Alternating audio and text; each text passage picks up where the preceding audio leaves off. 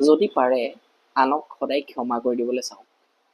আমি বেলেগে কোৱা কিছুমান সৰু কথা, আমাৰ লগত কোনোবাই কৰা কিছুমান ঘটনাক লৈ আমি ধৰি থাকোঁ। আমাৰ অতীতত কৰা সেই সৰু কথাবিলাক, ঘটনাবিলাকক লৈ আমি গোটেই জীৱনটোৱে পাৰ কৰি থওঁ ধৰি পেলাই, যে ব্যক্তিজনে মোক কিয় এনেকৈ কৈছিল। কিন্তু আমি যদি সেই তেখেতক এবাৰ ক্ষমা কৰি দিব পাৰোঁ, তেতিয়া আমাৰ কি হয়, আমি সেই বস্তুটোৰ পৰা, সেই ঘটনাটোৰ পৰা আমি নিজকে উলিয়াই অনা হয়। আমাৰ মনটো বহুত পাতল হৈ যায় আৰু তেতিয়াই আমি আমাৰ জীৱনটো আগবঢ়াই নিব পাৰোঁ ভালদৰে। গতিকে আপুনি যদি পাৰে সদায় আনক ক্ষমা কৰি দিবলৈ আৰম্ভ কৰক। আৰু চাওক, আপোনাৰ লগত হোৱা প্ৰতিটো ঘটনাৰ বাবে দোষী আপুনি নিজেইহে।